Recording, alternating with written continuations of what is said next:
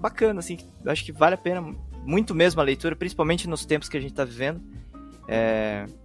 Se pudesse deixar como recomendação do podcast, eu acho que não tem como não dizer para ler esse livro aí. E uma das frases que pode resumir bem a ideia do capital é assim, ó, o espetáculo é o capital em tal grau de acumulação que ele se torna imagem. Então, assim, e tudo que você olha e tudo que você vê à sua volta é o capital, né, sendo retratado em imagem através do espetáculo. E o espetáculo, ele também precisa das vedetes, porque a vedete é aquele que vai representar um papel diante do grande público, não é? E esse daí, de certa forma, ele é uma espécie de padrão a ser seguido, né? É um outro que representa a vida no seu lugar, é um outro que vive no seu lugar. Porque o espetáculo que é a não vida, o trabalhador ele não vive, né? Mas ele representa algo que alguém representa para ele. Então, por exemplo, um filme clássico aí, não sei se todo mundo viu, mas o Vento Levou, vocês lembram desse filme aí? Uhum. Que sim. Tem o Clark Gable lá, com o bigodinho. Uhum. Ele tem o cabelo bem raspado do lado, assim, o bigodinho e tal. Assim, o cara era galanzaço de cinema, uma tremenda de uma vedete. Mas aí, esses tempos eu tava lendo que a atriz que contracenava com ele, ela disse que não aguentava contracenar com ele, principalmente nas cenas que tinha que dar beijo. Porque ele tinha um mau hálito tremendo, assim, um mau hálito terrível. E pra ela era insuportável contracenar dando beijo no cara, porque o cara tinha bafo. E assim, a imagem que se passa do Clark Gable não é essa. A imagem que se passa do Clark Gable é do cara galanzão, tal, que muitas mulheres, né, se derretiam. E os caras queriam ser o Clark Gable. Então realmente, como o Gleison falou, o que vale é a imagem. A imagem, ela acaba assumindo o real, né? De fato, a idealização, ela faz parte desse processo, né? É a velha história do gramado do vizinho ser mais verde que o nosso. Essa constante incapacidade do ser humano acho que essa frase foi uma das frases mais faladas no podcast, né, cara? A gente vive e a gente cai nisso, porque eu acho que a gente vive no momento, né, de uma sociedade de espetáculo. Então, sim. A gente cair nessa frase, assim, tipo, o gramado do vizinho é sempre mais verde, é muito real mesmo, né, cara? Sim. É a questão do pertencimento, né, de você se sentir parte do clubinho ali e tudo mais. Cara, e essa carência, de certa maneira, é por causa da indústria mesmo, né, cara? Que acabou caminhando para esse caminho, caminhando para essa direção onde o ser humano, ele vira a sua imagem de propaganda mesmo, né? Então, por exemplo, você não está comprando um celular pela utilidade dele, mas sim pelo status que ele pode te gerar, né? Com certeza. Isso tem essa forma de sociedade, ela tem impactos grandiosos, principalmente na constituição do sujeito contemporâneo, sabe? E principalmente na forma como ela molda a nossa subjetividade. Isso traz consequências tremendas, assim, para a maneira como a gente age com o outro e principalmente como a gente se pensa enquanto ser humano, sabe? Acredito que uma das características principais e efeitos dessa sociedade de espetacularização e do espetáculo que nos transforma em produtos através das redes, né, é essa constante presentificação. Então você tem essa fragmentação do tempo, de um presente eterno, principalmente, nessa suspensão temporal, onde você vê a narrativa das pessoas uma narrativa literal do que acontece. Elas têm problemas, principalmente de associação de ideias. Raramente conseguem simbolizar aquilo que estão pensando, sabe? Então você vive e relacionar, né, passado, presente.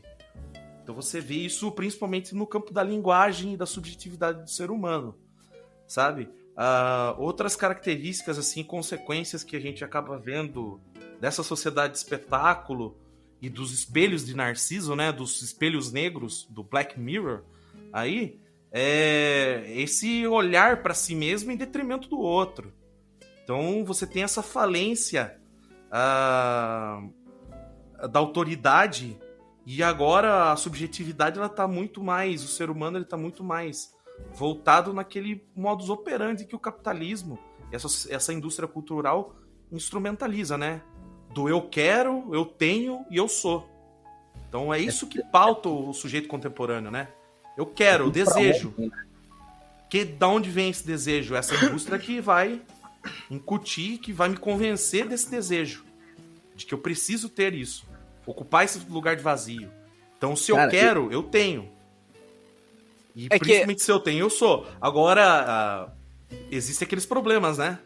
Do eu quero, eu não tenho. É que o espetáculo, a sociedade do espetáculo ainda promove uma outra ruptura, né? Porque se a sociedade industrial, né, da produção, ela substituiu o ser pelo ter, a sociedade do espetáculo, ela substitui o ter pelo parecer. Então, uma outra característica desse espetáculo não é apenas ter as coisas, mas também parecer. Sim. Então, assim, a aparência, ela é tudo. E, por exemplo, uma das coisas que me chama a atenção e que eu andei reparando, e eu até, não sei se eu já falei disso com vocês, mas eu reparei no efeito pezinho. Já viram o efeito pezinho nas fotos? Não. Pezinho.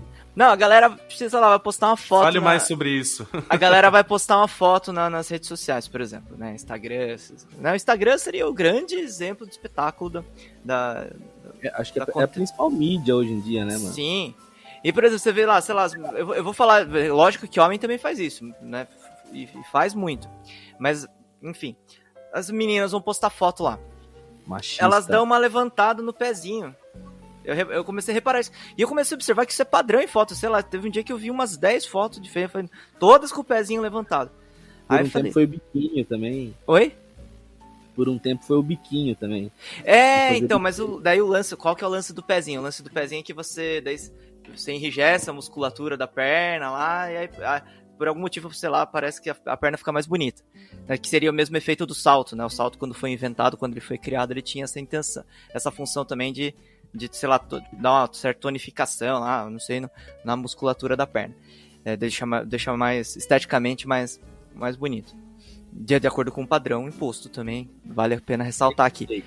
Pelo próprio espetáculo. Pelo próprio espetáculo, né? Pelo próprio espetáculo.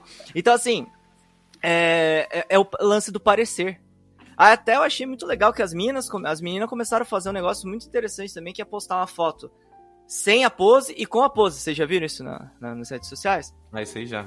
Tipo, ela posta uma foto fazendo pose, daí tá lá tudo definido, tudo certinho. Daí ela posta uma foto sem a pose. Ué, um ser humano normal. Com barriga e tal, né? Com celulite e tal. Fala, viu? É normal. Ó, eu posso parecer isso aqui, mas eu sou isso aqui.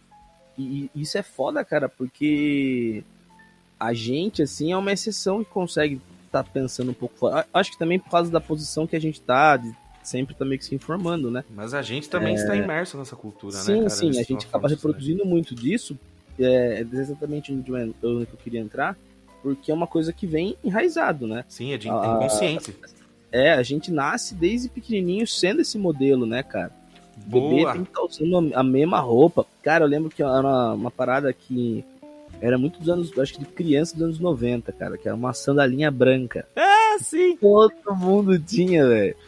Tá ligado? É uma reprodução do momento, né? Então, tipo assim, pelo menos todo mundo da minha geração sabe, nossa, aquela sandalinha era muito feia, minha mãe colocava em mim. Não, mas naquele momento, cara, devia ser tipo a parada que tava a Johnson & Johnson fazendo propaganda, sei lá, mano.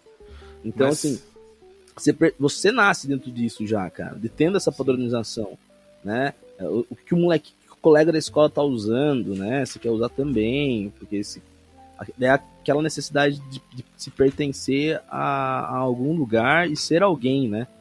Porque não é mais uma questão de você ter a sua vida e seguir. Apesar de todo mundo discursar isso, cada um toma conta da sua vida e já era, e não é bem assim, né?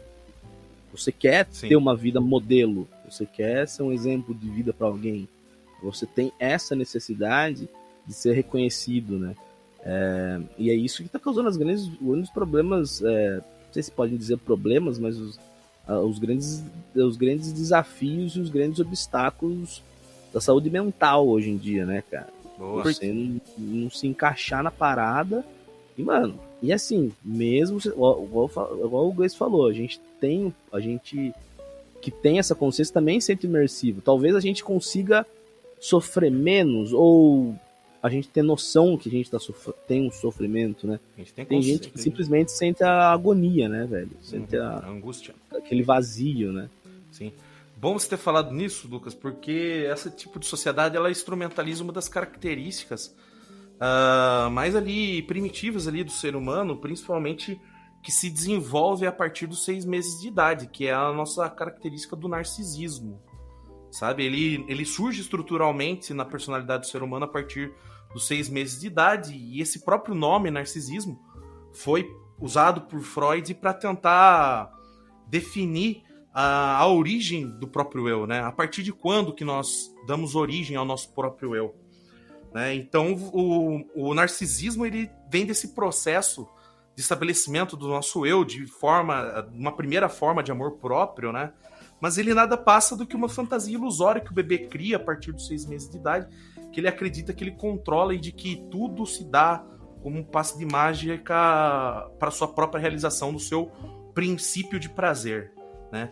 Nós temos a passagem desse estado conforme nós passamos do princípio de prazer para o princípio de realidade. Aí nós entendemos os nossos limites, conforme ocorre essa castração ali proveniente do triângulo edipiano, sabe? Então nós deixamos de ter essa concepção apenas do princípio do prazer e passamos agora a ter a instância do princípio de realidade. A questão é que, né, o narcisismo é a principal maneira de como o sujeito na contemporaneidade lida com as coisas. É o narcisismo que dita nossos comportamentos sexuais, dita principalmente a maneira de como a gente se relaciona com o outro, né? Mas como eu volto a falar, o espetáculo, ele utiliza dessa característica do ser humano a seu favor para a manutenção dessa forma de produção, desse modo de produção capitalista. Que são os instrumentos, né, que mexem diretamente com a subjetividade de aceitação pelo grupo também, né? De identificação, com certeza. Sim.